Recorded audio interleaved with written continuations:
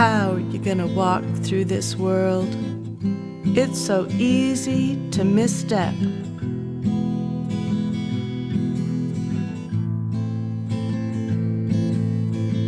How are you gonna walk through the world?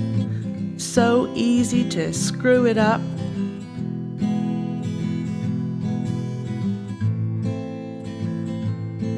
You gotta rise like the sun does every day. Rise up, look above. The light feels something like love.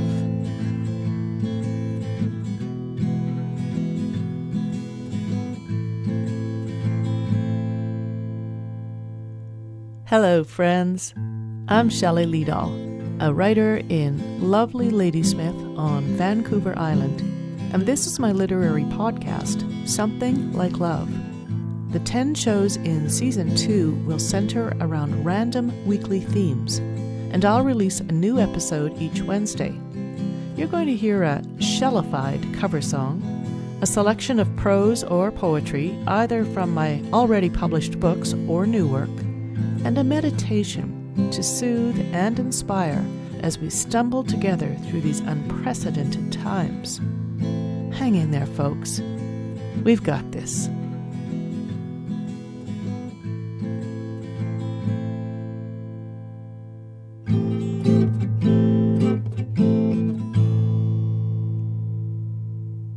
Like many Canadians of a certain age, the soundtrack to a few decades of my life has been the music of the Tragically Hip.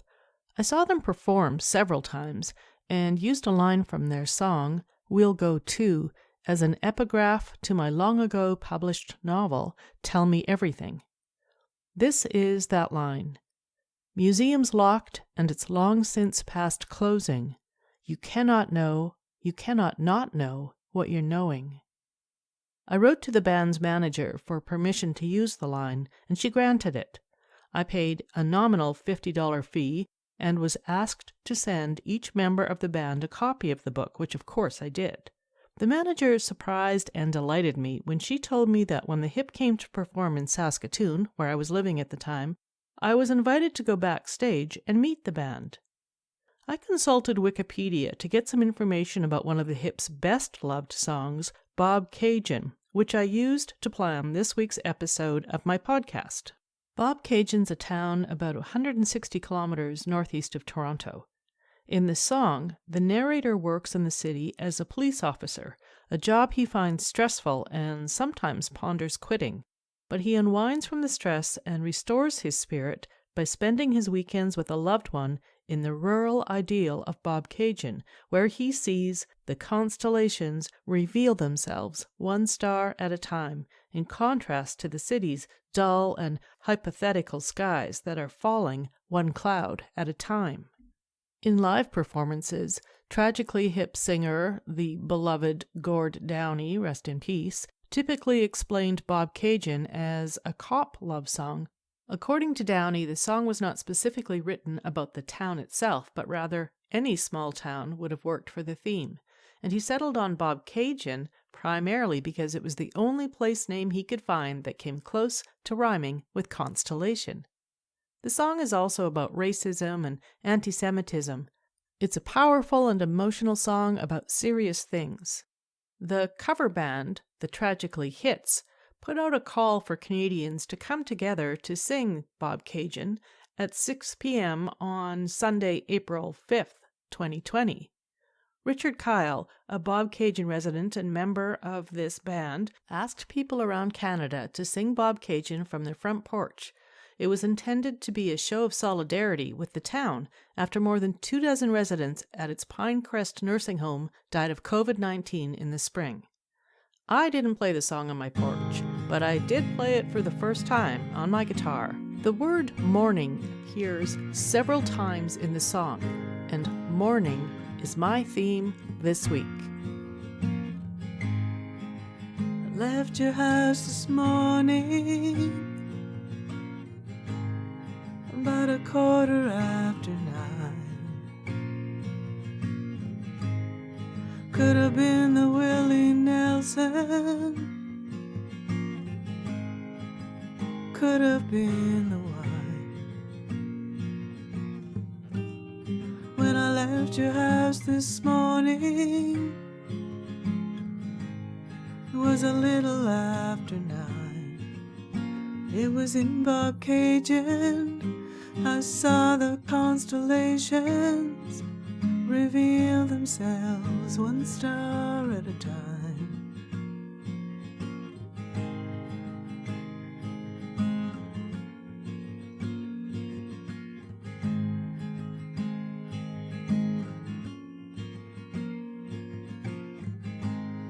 Drove back to town this morning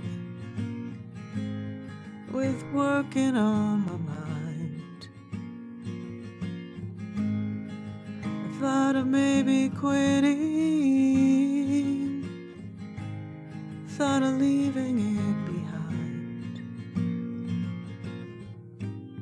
Went back to bed this morning, and as I'm pulling down the blind, yes, the sky was dull and hypothetical, and falling one cloud at a time. That night in Toronto, with its checkerboard floors, riding on horseback and keeping order restored, till the men they couldn't hang stepped to the mic and sang, and the voices rang with that airy twang.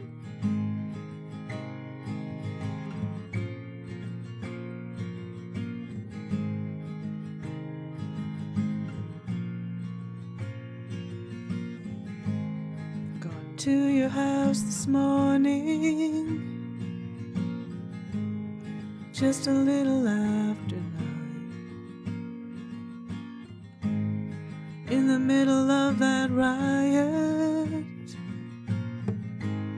couldn't get you off my mind. So I'm at your house this morning, just a little after 9. 'Cause it was in Cajun where I saw the constellations reveal themselves one star at a time. Ooh. Are you a morning person? I've certainly become one as I get older. I start almost every day with a morning walk, hike or run in Ladysmith, where I'm surrounded by the woods, waterfalls, and wild things. I'm in love with this community. Today I'm sharing an essay from a manuscript called Wet and Slippery and Breathing. This essay, titled Ladysmith, was written one spring on a golden morning.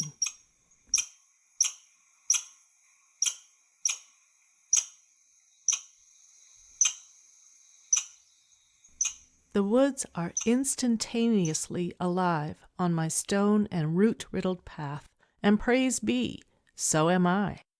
But this forever compulsion to charge, to storm through the twisting undulations until trees and sky become watercolors, the trail veritably writhes, my heart and lungs threaten surrender. When did this urgency begin? I push. Awkward, wingless thing, I trip, fly, and startlingly right myself beneath the canopy of so many greens.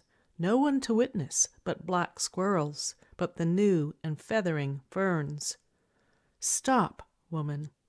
Wipe the sweat sting from your eyes. Just breathe.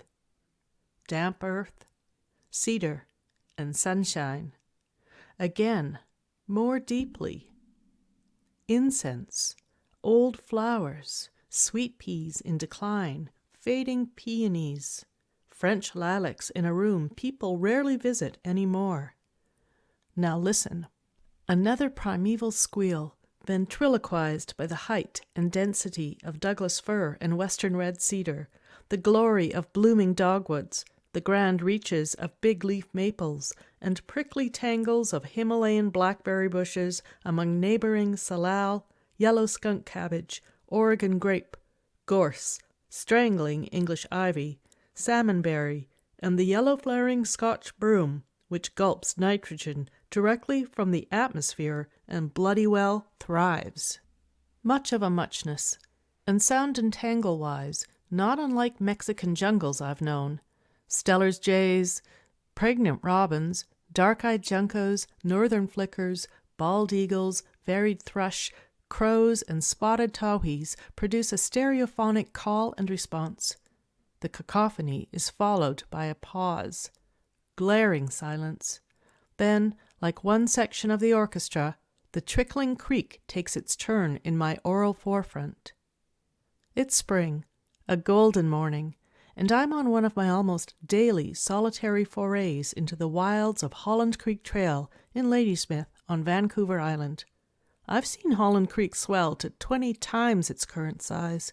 I've watched it chuck giant logs around like toothpicks, and I've just newly arrived.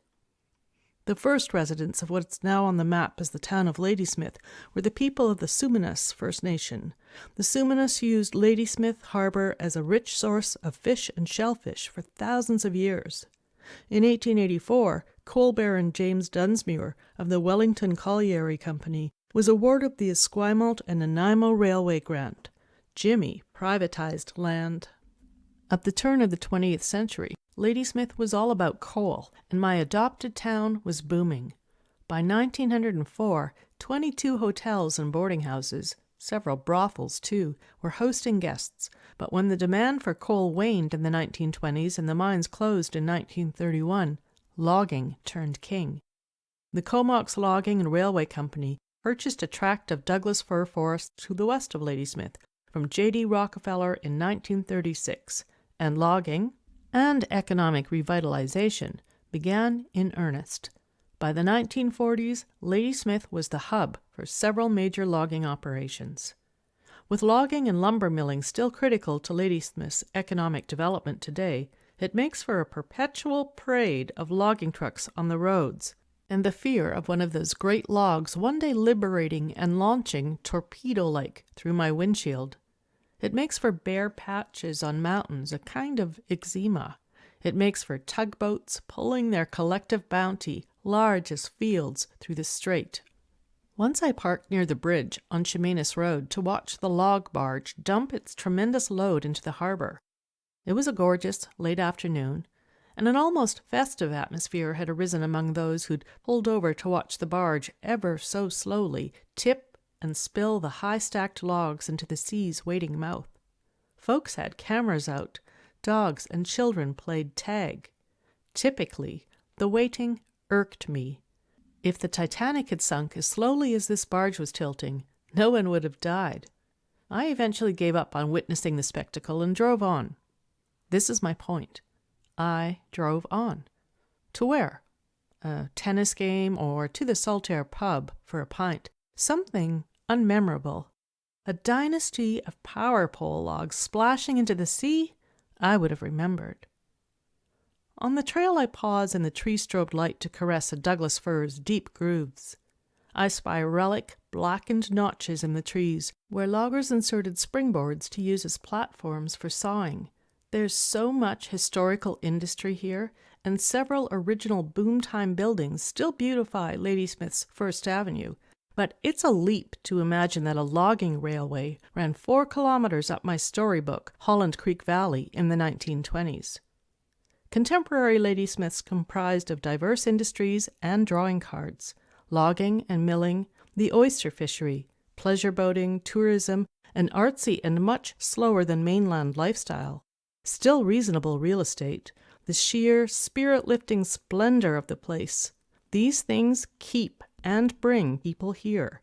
For this damaged soul, Ladysmith is about grace and possibly redemption.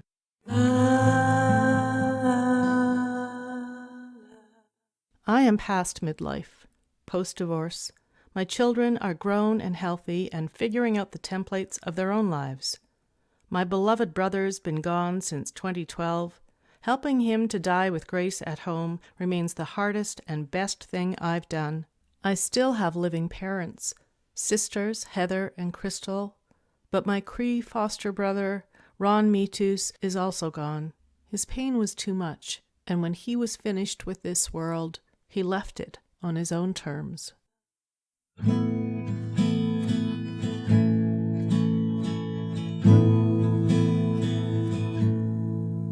I live hand to mouth, run and write in that order. I am mostly alone. I've come here with my pulverized heart in my palms and said, please. Minutes from my door, the woods offer succor. They're my true life now. I've held staring contests with snowy owls on this leafy trail, enjoyed cool baths in rocky pools, berry binged. The dramatic crystal falls tumble from an impressive cliff into a paradisiacal slate rock swimming hole, and beyond Dogwood Drive, the heavily trafficked dip which bisects the eastern end of the trail system, a western tiger swallowtail wings near my face. The butterfly's appearance brings to mind my beloved dead, whom I choose to believe appeared to me in the forest's most delicate creatures. Hello, little brothers. Hello, old friends. I make it my business to keep them close to me.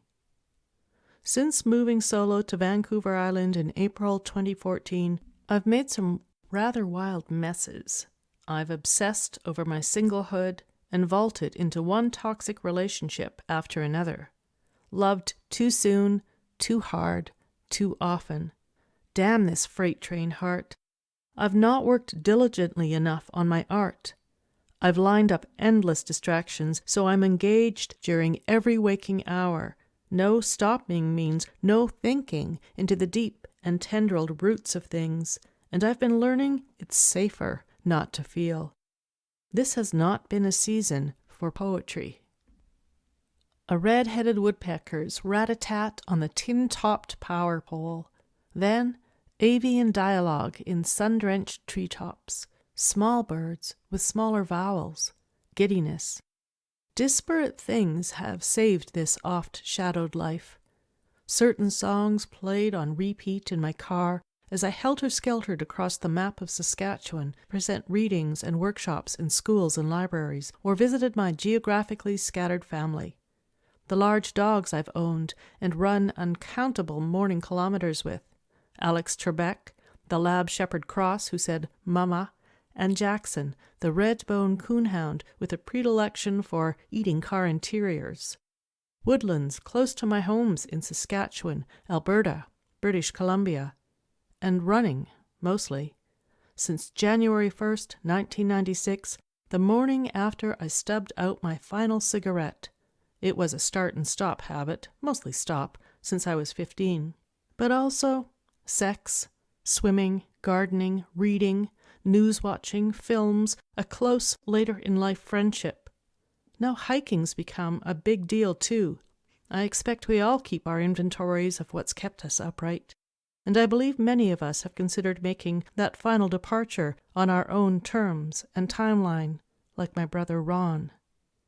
I'm interested in this, in knowing what saves us, and why. Lying in a field at night, stepping out one's back door and peeling stars off the black pelt of sky. Dust-colored birds lifting off the ground like leaves. Perhaps it's the season, finally, just to be.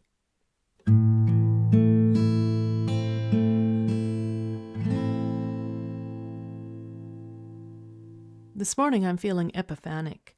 Not enough can be said about knowing and living where one belongs. Oceanside Ladysmith climbs a broad hill toward even higher hills. Where I'm from, we'd call them mountains, sheathed in dark forest greens. Ladysmith boasts a monumental rhododendron tree, more than 125 years old, a giant pink confection in full bloom.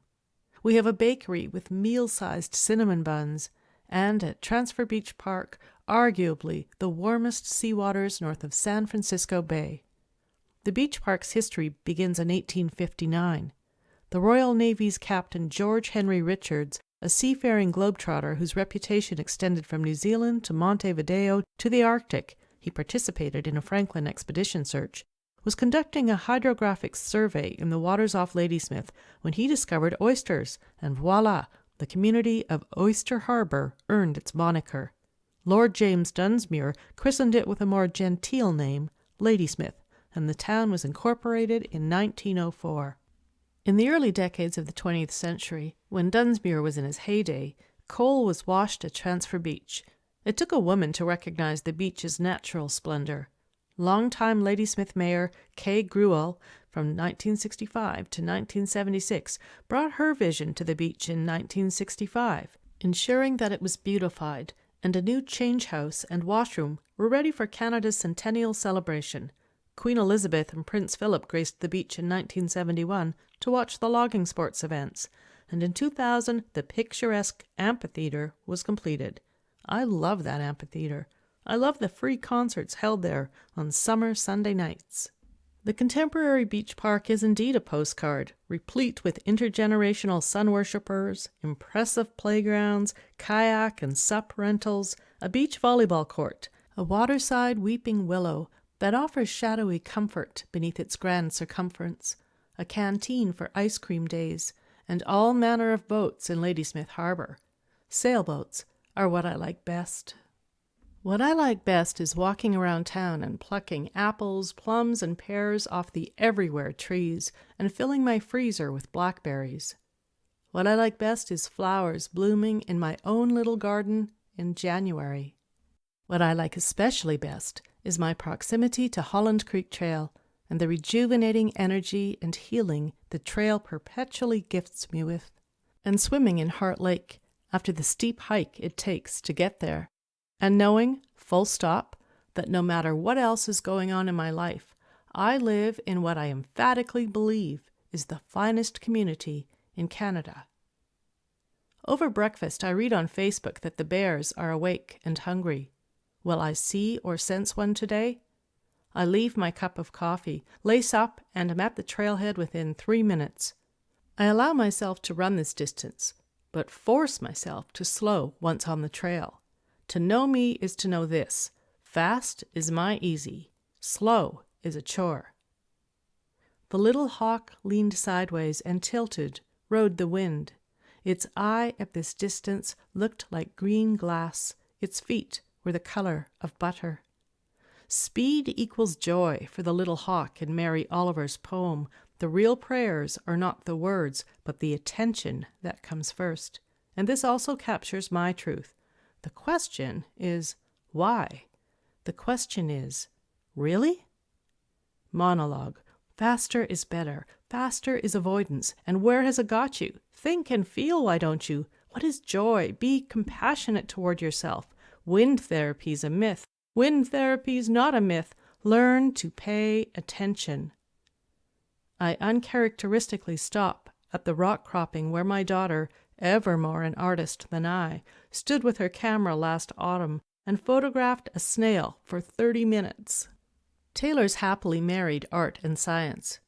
An amateur entomologist, she lives in Toronto, where she examines insects beneath her microscope, because this is interesting and fun, and she belongs to a moth club, the Toronto Mothia.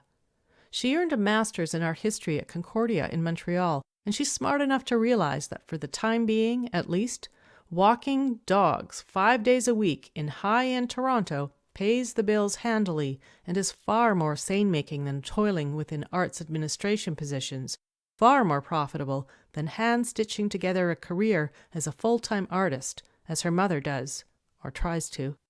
But as I'm inclined to speed, my daughter's drawn to slow study. That day, last autumn, her deliberations drove me bonkers. This horse I am, ever urgent to race to the barn. A lifetime of galloping. And sometimes, well, often, I burn people out in my wake.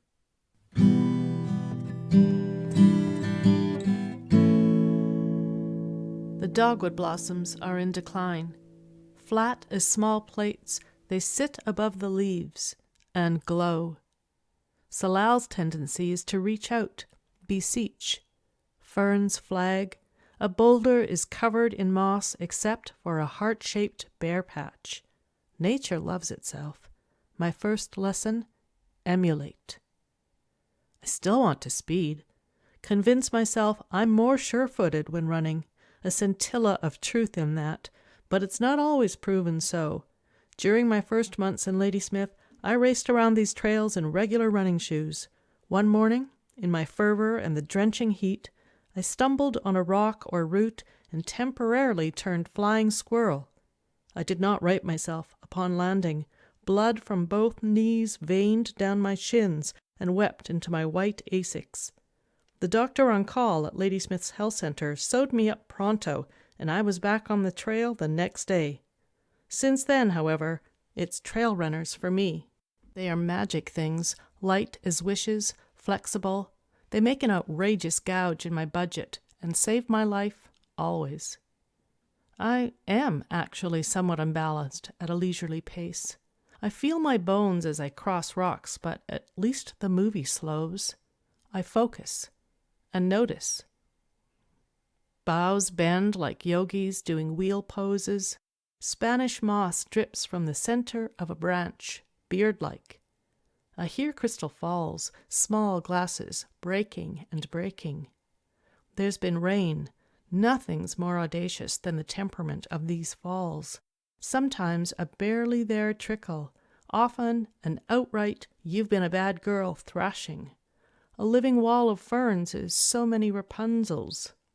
Dead, busted, upright remains of a tree with a moss tuft topping like one of those chia pet plants popular decades ago. Behind it is a misshapen, Macedonian, demonic, and grotesque root. Roots are what they are. Their name suits them.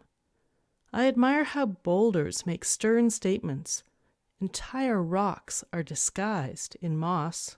Moss like stars, like feathers. Can you sense how acutely I am trying to be here and not have my thoughts catapult forward? Breathe, woman. Clear the attic and let the draught that seems born of the trees themselves sweep clean the detritus that festers there. Sometimes it's almost easy, but today it's not working. Every Tuesday afternoon, I play piano, guitar, and sing at a facility for seniors, many with dementia and mental health issues. I must not think about copying music. I must not think about practicing or clipping my nails to nothings so I can better play guitar. I must not think of tuning and Royal Conservatory and Gordon Lightfoot and who may have died since I was last there, nor dwell on the face of the delirious woman who looks back at me with my own blue eyes.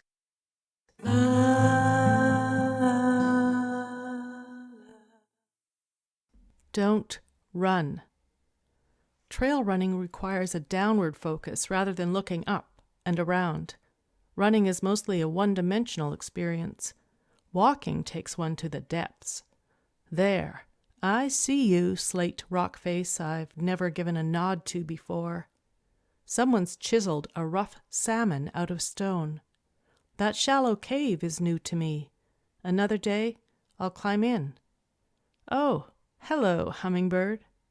It's sheltered and windless where I've stopped on the trail, but across the creek a maple's waving her arms as if to win my attention. How titanically romantic. As sustained love's not yet found me in this glorious new place, I invent it here, among the trees.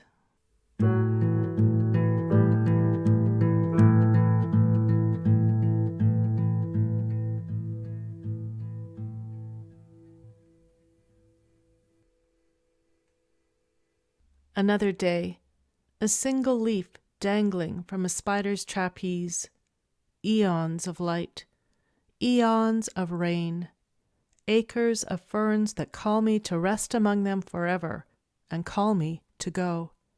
Too early to check out, not because of love, but because I have so much more to learn. Why are some trees burned out inside? What to do when I meet a cougar? How will I fill this last third of my life if I can't even give my love away? Nest of rust-colored leaves in an Oregon grape. Epitome of green. The logs sporadically used to delineate this trail scarcely resemble themselves. Moss-wrapped, soft-gloved, emerald-bedded. What else will I see now that I'm suppressing the craving to bolt and blur? More animals watching me look for them. I stop and peer through the space where the green limbs don't touch. A jack-in-the-beanstalk tree I can't see the top of.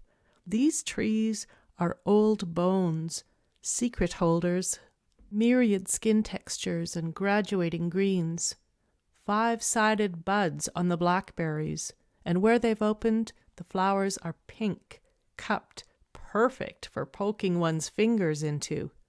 The woods envelop me, and I am no longer alone. I've been focusing on all the wrong details.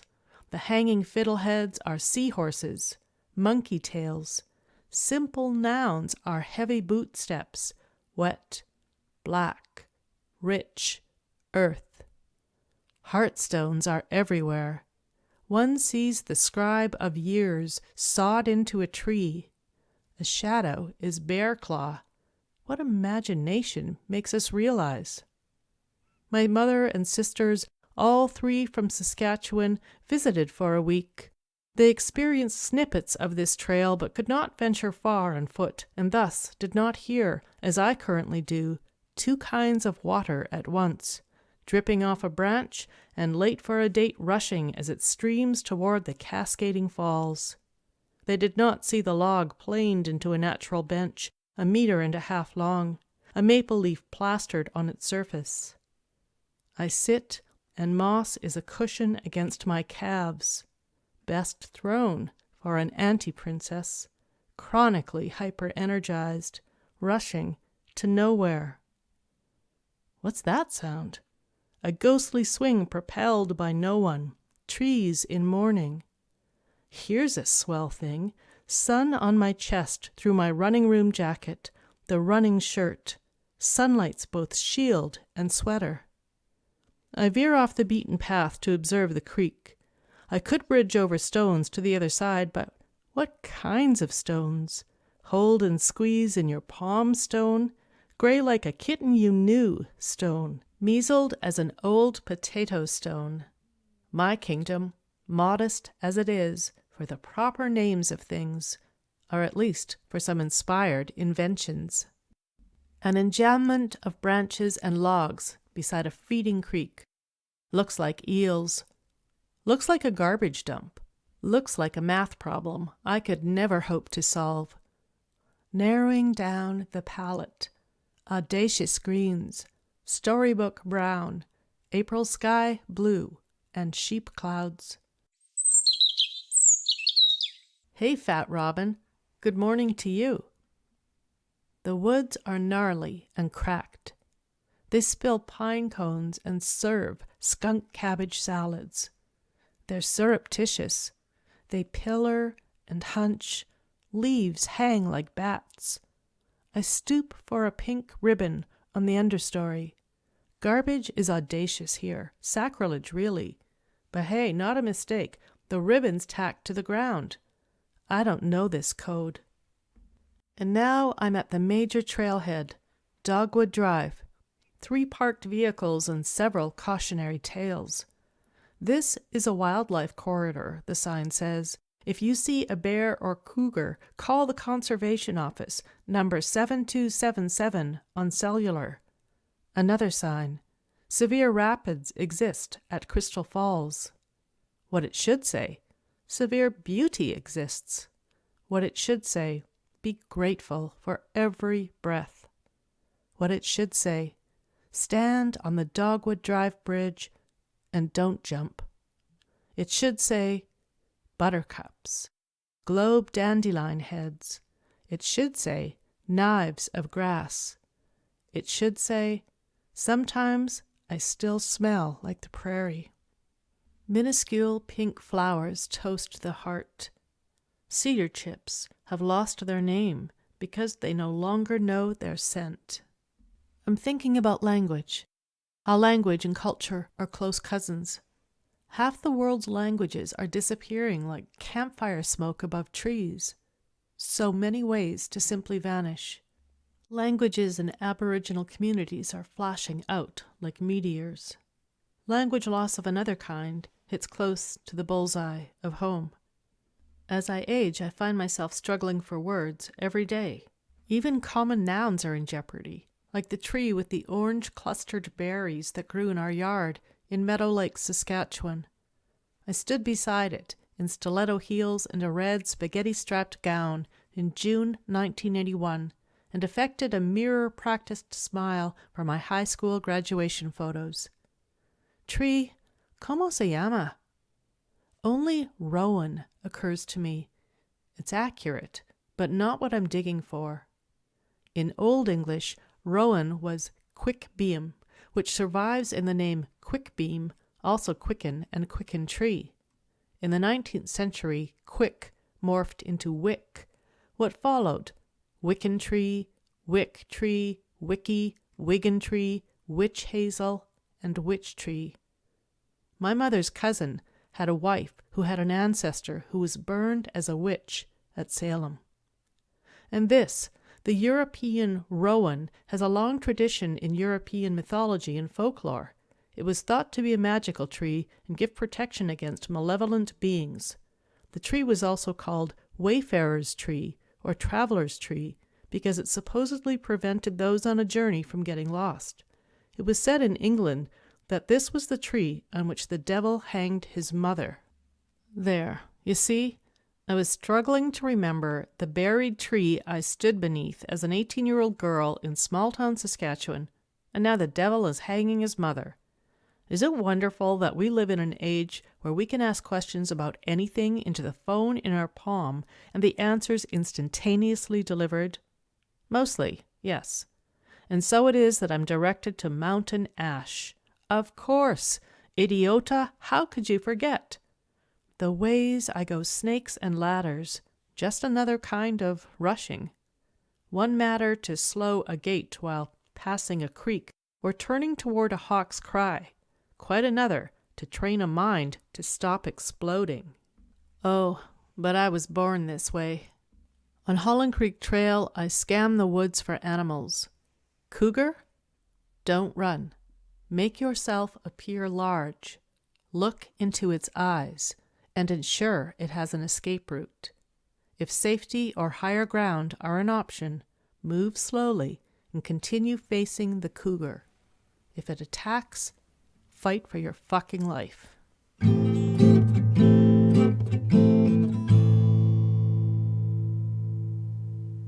That was the first essay in my manuscript, Wet and Slippery and Breathing. The essay is called Ladysmith. Postscript.